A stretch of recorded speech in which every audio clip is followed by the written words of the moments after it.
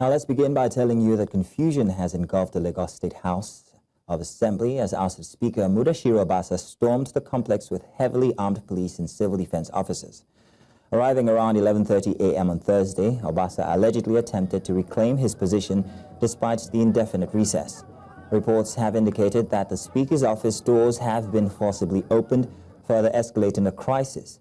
Meanwhile, security details assigned to incumbent Speaker Mojisola Meranda have been withdrawn, leaving her vulnerable amidst the leadership tussle.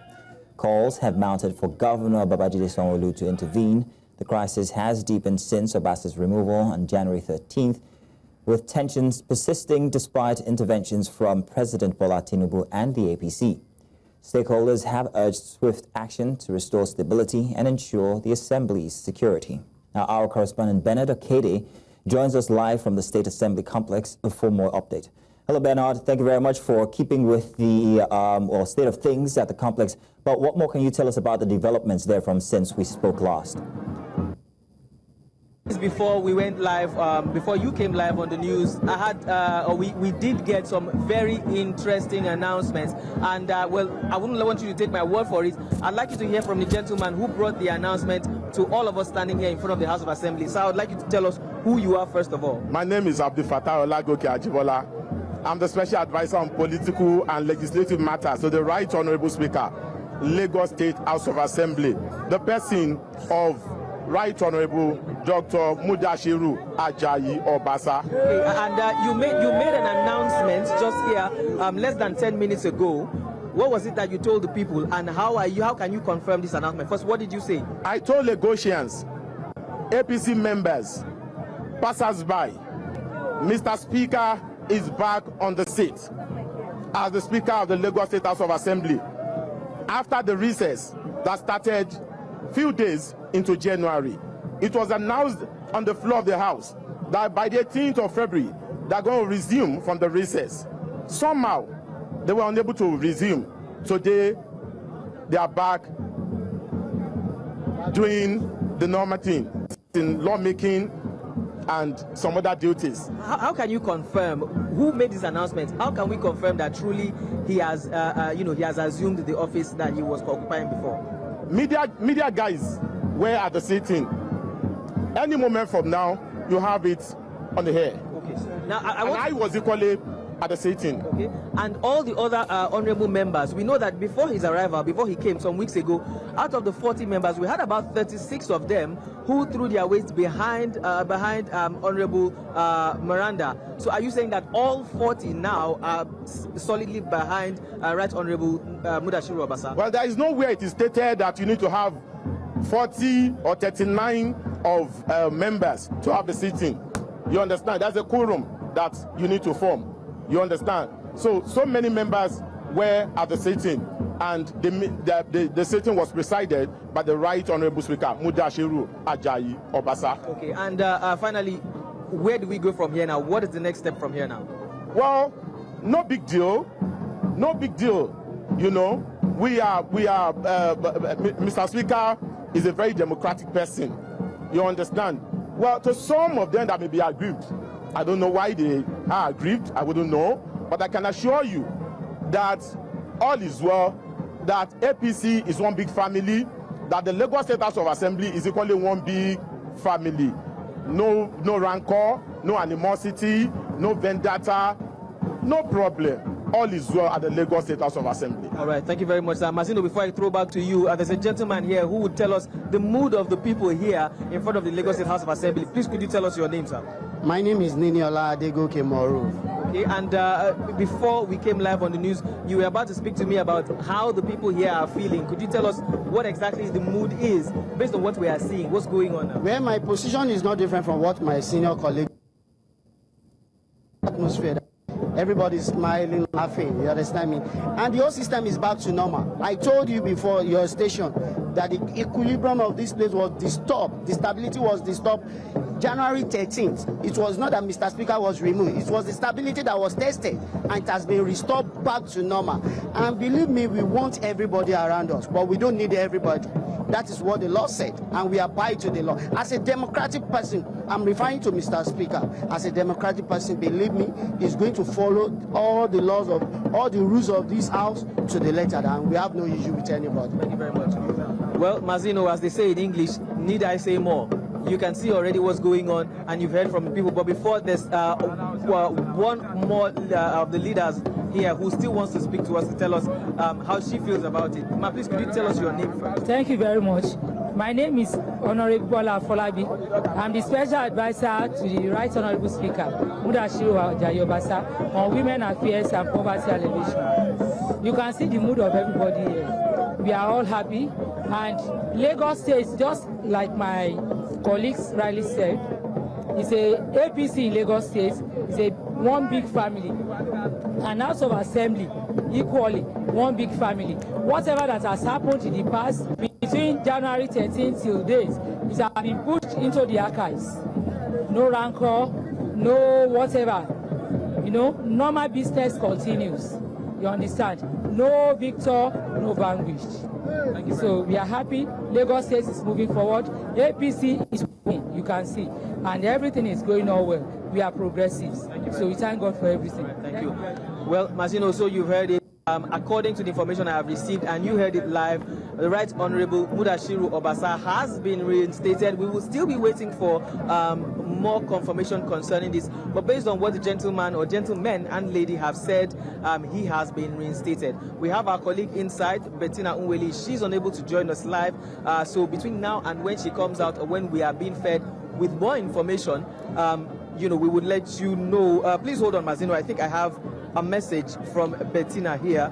I'll see if I can read it out to you. Please give me a second. Okay, Bettina says that she spoke to Right Honorable Mudashiru Obasa, and that he said everything is under control. I'm trying to get the full message. Please give me a second. Okay, here it is. So, Mazino, I read from Bettina, who's our colleague on the inside. Now, Bettina says, I just spoke to Right Honorable Mudashiru Obasa, who says he is still in charge.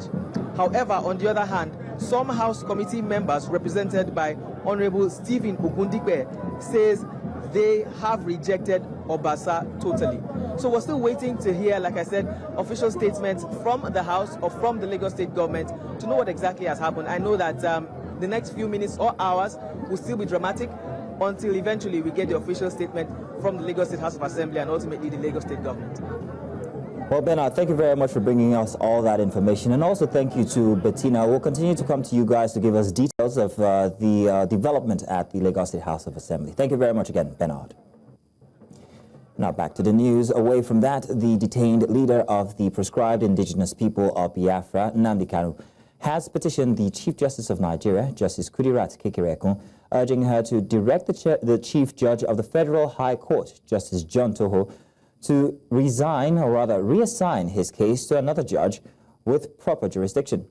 In a letter to the CJN, Kanu's legal team, led by Aloy Ejimakor, argued that Justice Binta Nyako, who is currently presiding over the case, had already recused herself following Kanu's allegations of bias.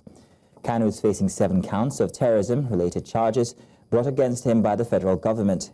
Ejimakor argued that legal principles dictate that once a judge recuses themselves, they are disqualified from further involvement in the case.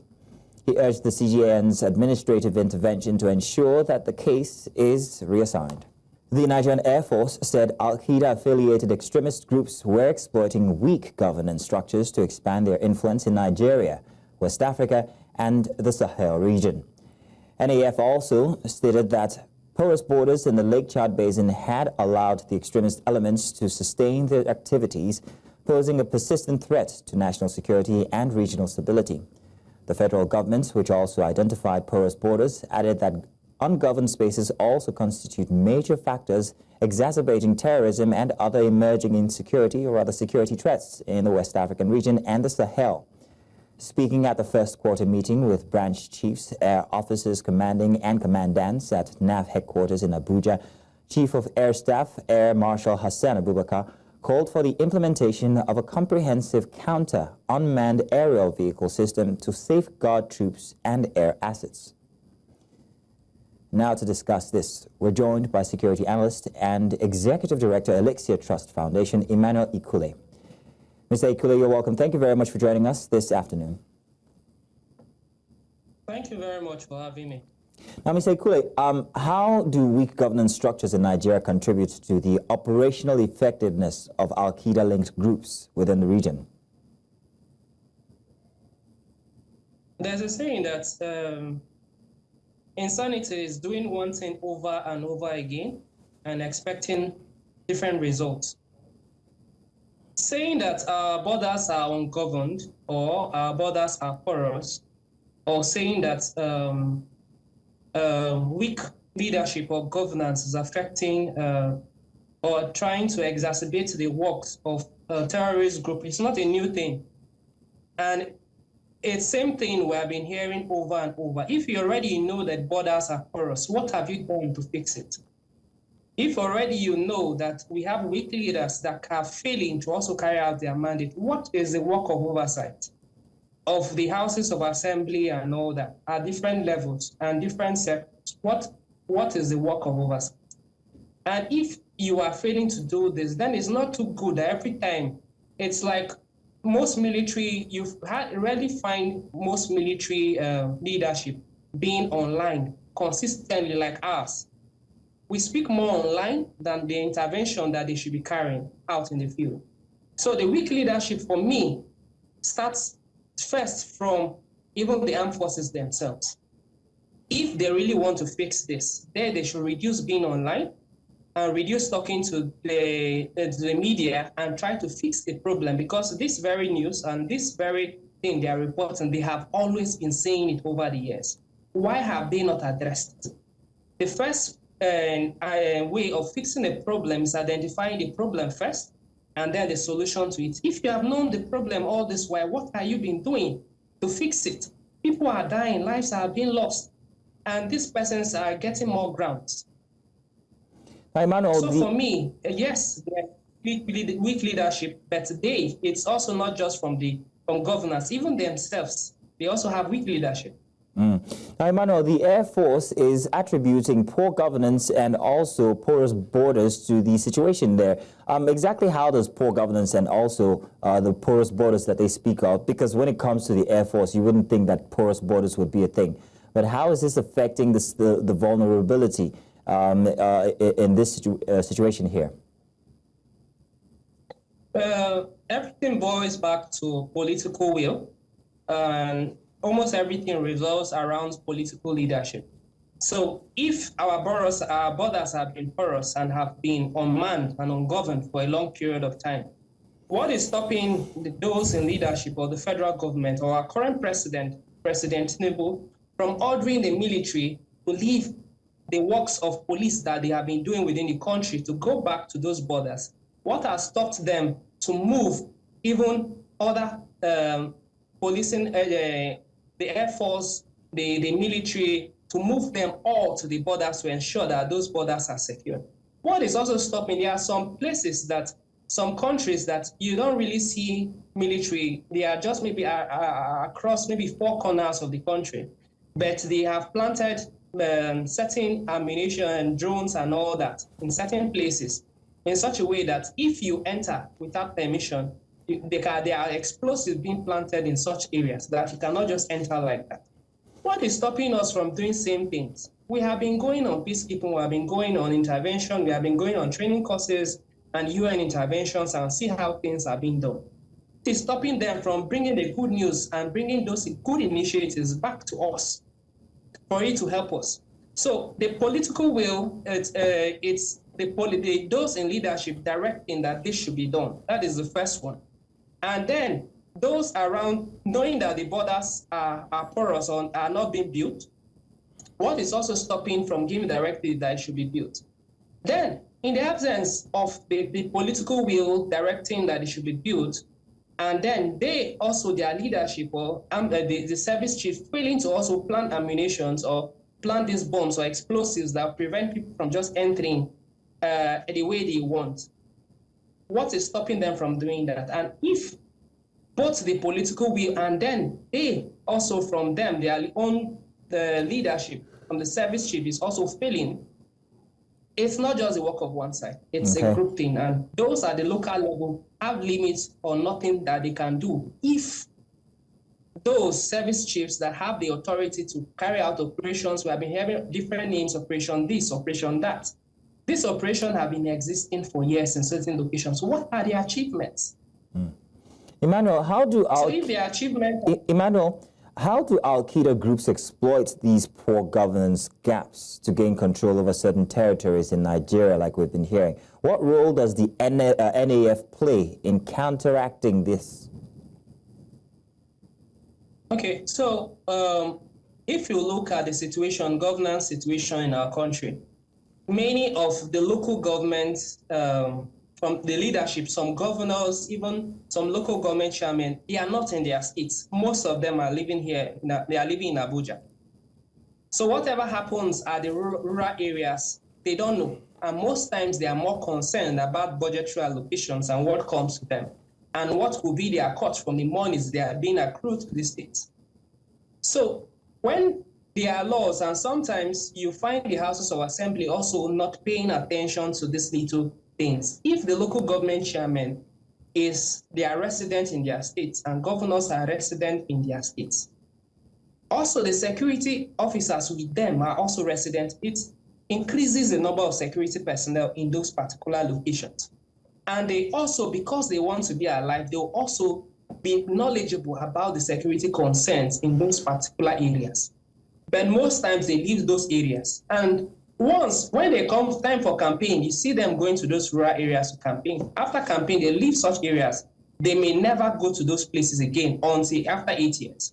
So what happens is this: when you are not going to those places, you have voted another person, and you have left those places. Security agent, terrorists also will come and test themselves. Will come for the first time and do something. Once they see that they are not being checked, or they are not forces on ground to address them or to counter them, they'll come again with a bigger and higher ammunition. So once they scale through that means, they'll continue like that to get more grounds. And gradually, this is how, before now, certain countries were even overthrown, because gradually they take control of local governments, they take control of the state, they take control of the zone, and gradually they take control of the seat. This is how it starts. But the issue is the laxity. It's not just from the president, it's also from the service chiefs, and even those are the rural areas governing those places, like the chairman, local government chairman, like the state governors, because they have budgetary allocations in billions. And if they cannot use a little of that to secure lives or ensure that people are safe, then the problem is it's with them. Okay, then, Emmanuel. Terrorist groups are benefiting from this, and they will continue to find way to get more grounds for themselves. Well, Emmanuel, I want to say thank you very much for joining us to give us your expert view and opinion on the matter. Thank you indeed. Now we're going to break. You're welcome. Now we're going to break, and when we come back, Nigeria's air chief warns of increased regional burden after Niger, Mali, and Burkina Faso exit from ECOWAS. Details of this and more after the break. Stay with us. And you're welcome back. Nigeria's military faces growing security challenges following the withdrawal of Burkina Faso, Niger, and Mali from ECOWAS, says Chief of Air Staff, Air Marshal Hassan Abubakar. Speaking in Abuja, Abubakar warned that the move has weakened regional security, affecting joint operations against Boko Haram and ISWAP. He stressed the need for a stronger response from the Nigerian Air Force. He also highlighted new threats, including Boko Haram's use of drones and terrorist expansions into coastal West Africa. Meanwhile, Nigeria's counterterrorism chief, Major General Adamu Laka, warned that extremists are pushing into Benin Republic and other coastal states, calling for stronger regional cooperations to curb their spread. Director General of the National Agency for Food and Drug Administration and Control, Professor Mojisola Adeyeye, has called for life sentences and the death penalty for individuals involved in drug criminals, or rather drug crimes. Adeyeye made the call in Abuja while addressing State House correspondents. She urged the National Assembly to incorporate these penalties into the amendment of the NAFDAC Act and the Counterfeit and Fake Drugs and Unwholesome Processes Foods Act. Meanwhile, Adeyeye also said her life is in danger due to her crackdown on fake and illicit drugs. I said it takes a village to raise a child. It takes executive, legislative, judiciary to make this happen.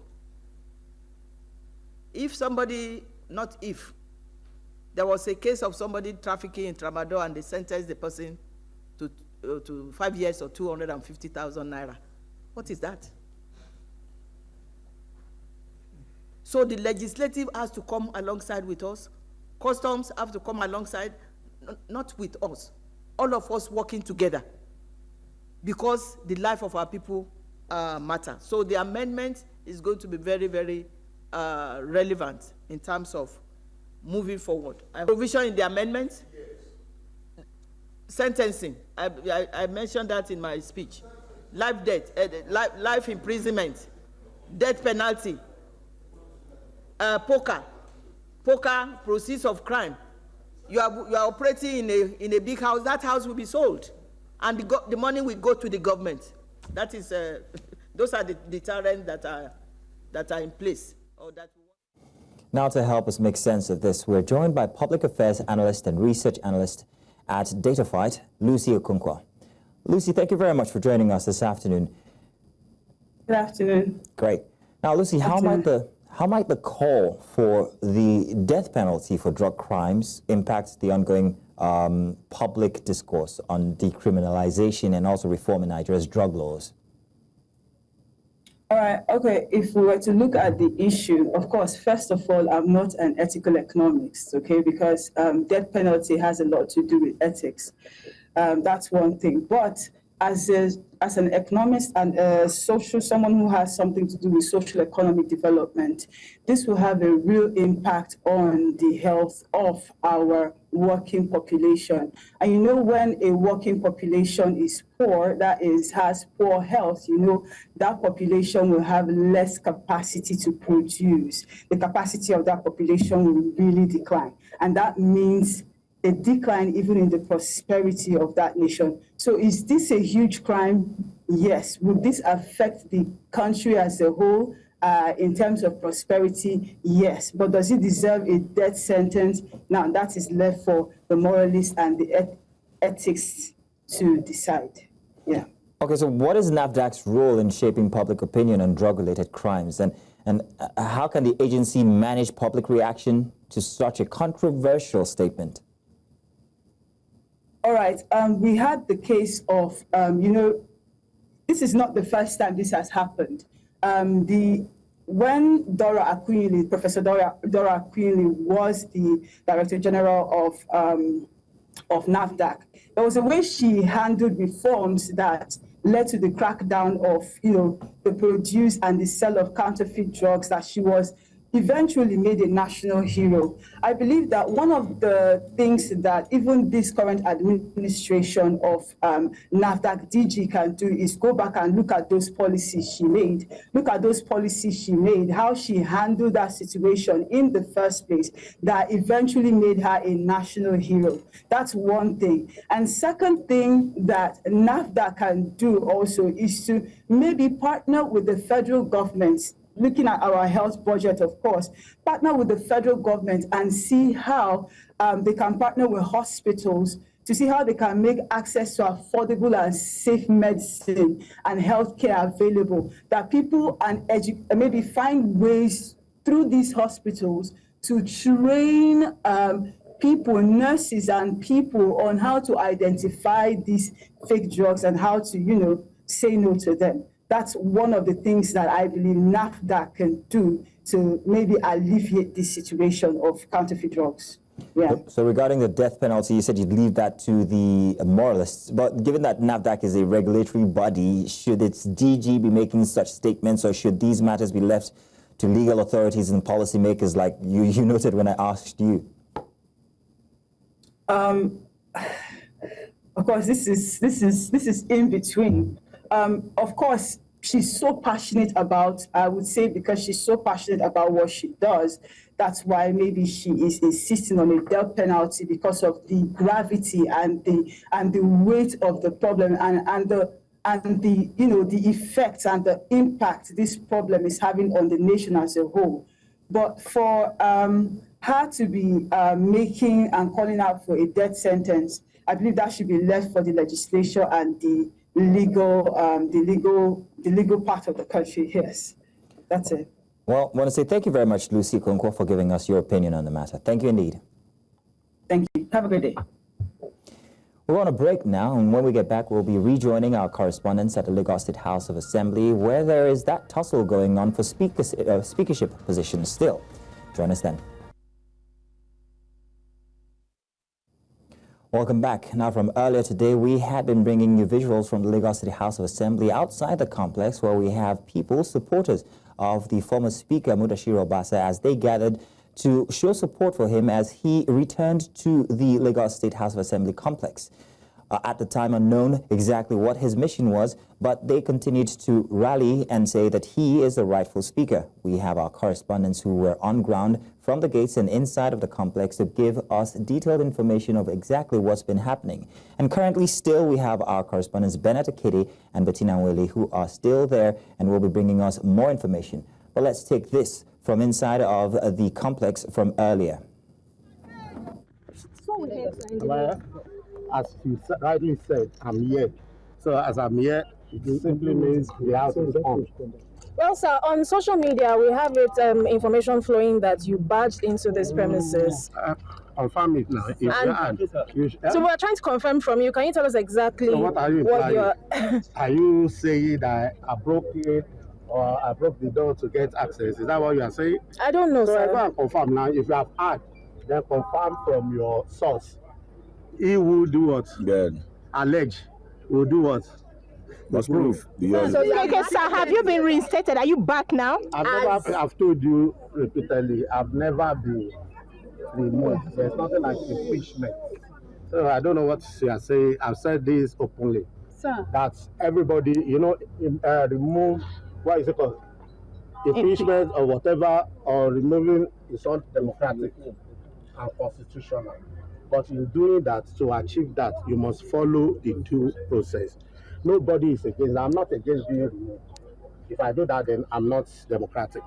But all we are saying, let us go through the normal process and achieve that. So if we do, fine. That's just, I'm not against anybody. I don't have anything against anybody. All my colleagues, they've always been my brother. They have always been loyal. They've been dedicated. A strong commitment to serve the people of Lagos. I will continue to do that together.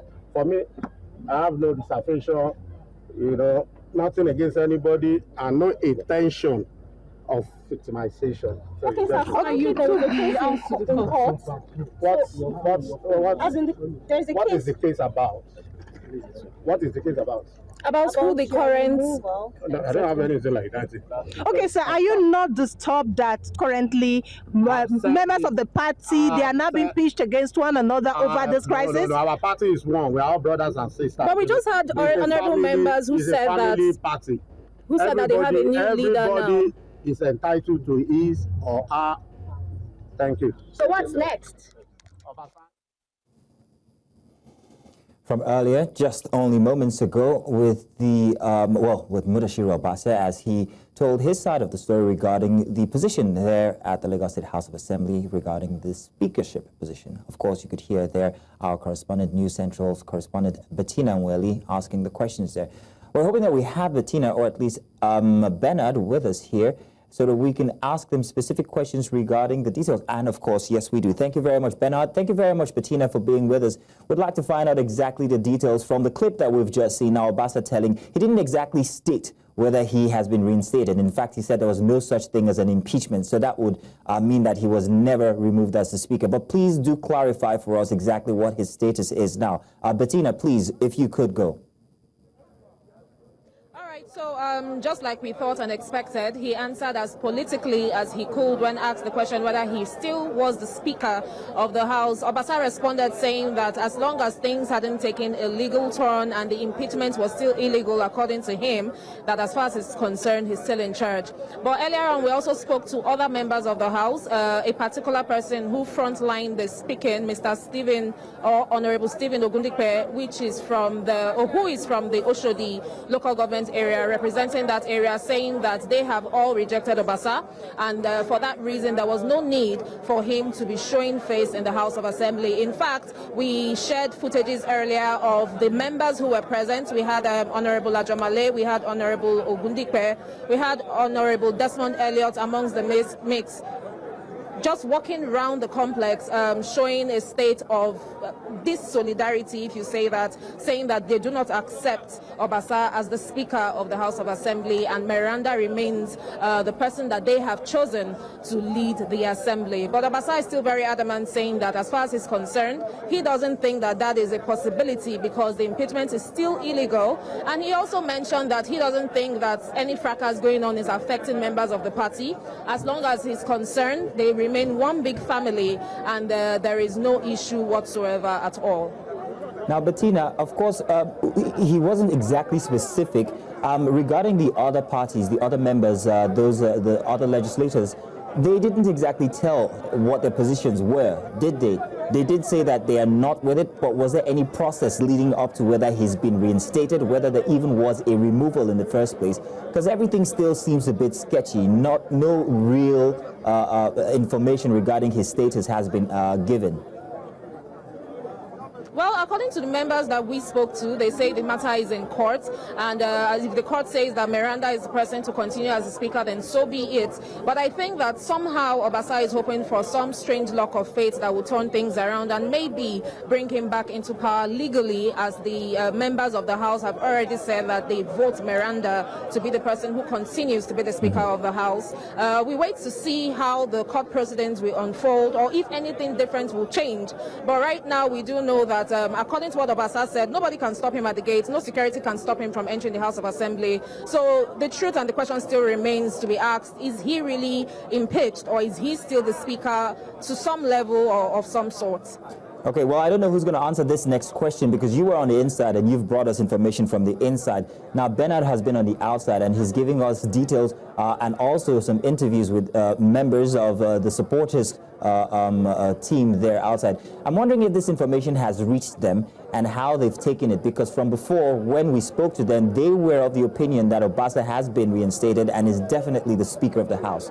So now that there's this new information about the uncertainty still of the situation, what's the reaction like from the people? If Bernard could tell us, I wouldn't mind. Okay, well, Martino, I did mention when the gentleman spoke earlier, claiming that Obasa had been reinstated and that normalcy had been restored to the House, also claiming that all they needed was, or all they need is a quorum, not necessarily all the members of the House to be seated before this, decision could be taken. I did mention there that these are unofficial statements, so until we do eventually receive an official statement, whether written or pronounced by some members or some member of the House, we cannot exactly conclude. Obasa has said one thing, like Bettina did say. The gentleman who was inside there came and stated that, and then other House members who stated that they do not accept Obasa to be the Speaker. So, like you clearly have stated, it's still unclear, to be honest. It's still unclear. The people outside here are still in jubilant mood, still basking in the euphoria of what the gentleman did say, that Obasa is the Speaker of the House. So pending when we get official statements from the House of Assembly, Lagos State House of Assembly, or from the Lagos State government in general, I think we should still just maintain status quo and basically just wait until we eventually get official statements. Well, Bettina, it is a confusing situation, as we can see. We are yet unsure exactly who the Speaker is, but from the inside, was there a process that took place? And if there was a process to determine whether or whether not, like you said, some people are not with the claim that he's still the Speaker, some people are in support, but if there was a process that took place inside the Lagos State House of Assembly, who sat as Speaker for this process? Was there any indication of the sort? From the information that I have, and I was there on ground, we had a few members of the House who were outside for a different reason. Names that I mentioned earlier, Honorable Stephen Ogundike, they were there for a different purpose when Obasa drove into the House of Assembly. Now, getting inside, they didn't go inside with him. In fact, not so many people went inside with him. So saying that he did sit on, take a seat on the seat at the House and, you know, preside over people is something to be questioned, because none of that happened in our presence. Yes, he was inside for quite a while, but we didn't see any of the members go inside with him. They were outside. After a while, they took a procession round the House of Assembly, showing that they were not in support of Obasa being there, and even stated it clearly on camera that they were rejecting Obasa. So for anyone to say now that Obasa has been reinstated or that he presided over a certain group of people, they may need to produce those people, because for the pressmen who were on ground, we have no such information. I would say that all of that is misinformation or straight out false information. Thank you very much, Bettina Welly. Thank you very much, Benedict Katie, for bringing us details from happenings at the Lagos State House of Assembly. You're welcome back. Now, several people were killed and injured in explosions that occurred Thursday during a rally of M23 AFC rebel groups in the Eastern Democratic Republic of Congo. Reports say the coordinator of the AFC M23 groups, Corneille Nangaa, was about to end the rally in Bukavu when the explosions occurred. The M23 group has intensified its territorial control in the eastern Congo since December, recently seizing the provincial capitals of Goma and Bukavu. Fighting in the eastern Congo has led to the deaths of more than 7,000 people this year. DR Congo accuses Rwanda of backing the rebel groups, and countries including the US and the UK have announced punitive measures and sanctions against Kigali over the alleged support.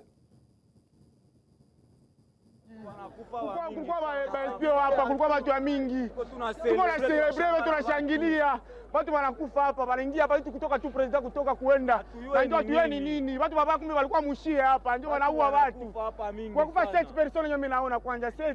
Watu baba kumbe walikuwa hapa, tuyue Roma. Tulikuwa tu pale tunashtuka tu tuko katikati.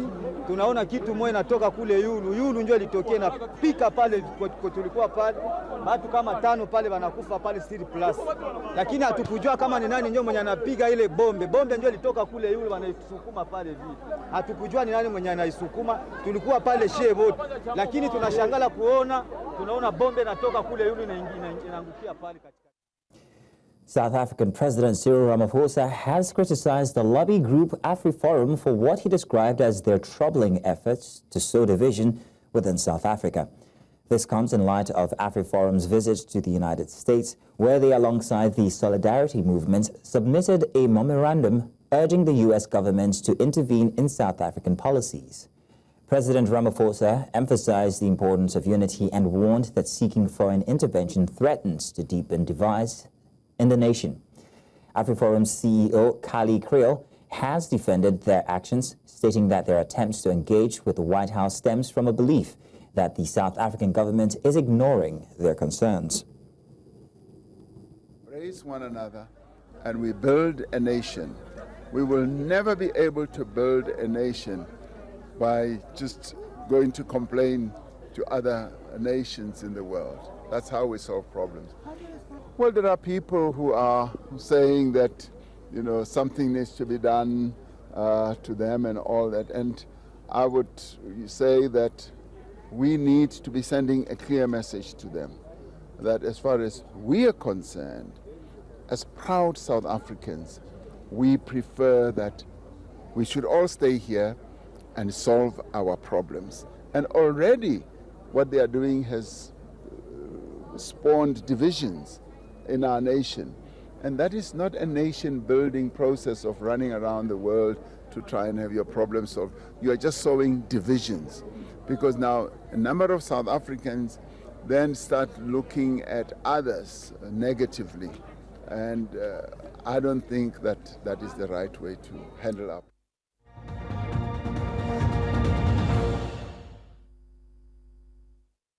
Outside the African continent, Israel freed hundreds of Palestinian prisoners on Thursday, shortly after saying Palestinian militant group Hamas handed over coffins believed to contain the bodies of 4 hostages.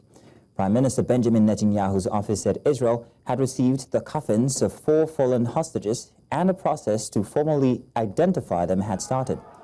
More than 600 had been due to be released in the latest exchange. 97 of them arrived on the Egyptian side of the Rafah border, crossing with the Gaza Strip.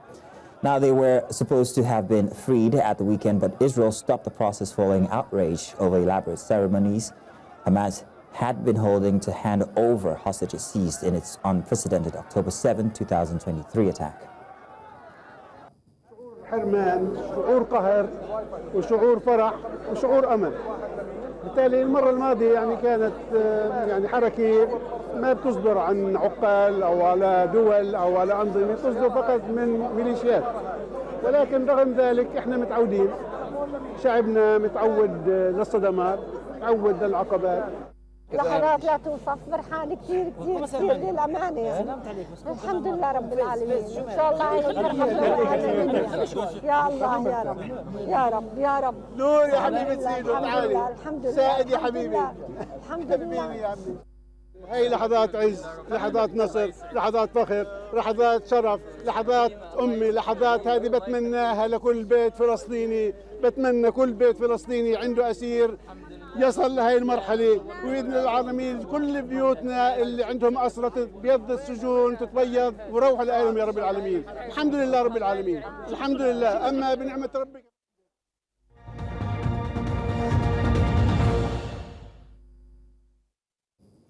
Nigeria's economy has shown signs of resilience, with its gross domestic product growing by 3.84% in real terms in Q4 of 2024, marking the strongest expansion in 3 years. According to the National Bureau of Statistics, the services sector, which expanded by 5.37%, played a key role, contributing 57.38% to the overall GDP.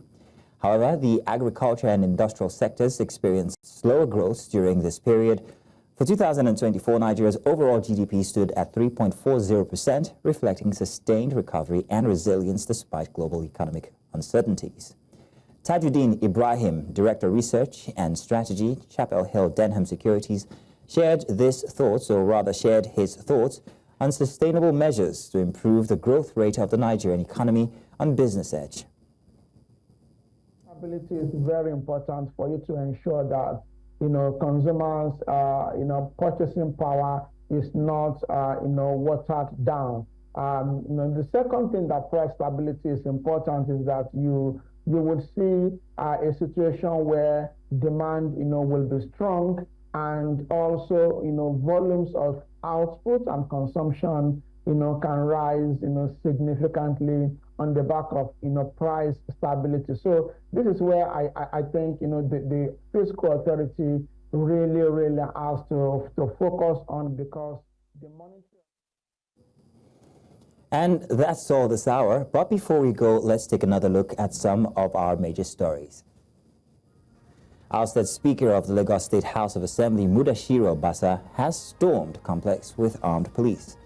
And Nnamdi Kanu reports Abuja Chief Judge to Chief Justice of Nigeria over case jurisdiction. And we also told you that several people have been killed as explosion rocked M23 rebels rally in Eastern Democratic Republic of Congo. Now, do remember, you can watch News Central live on DSTV channel 422, Star Times channel 274, Avo TV, and of course on YouTube. Many thanks for watching. My name is Mazino Appeal.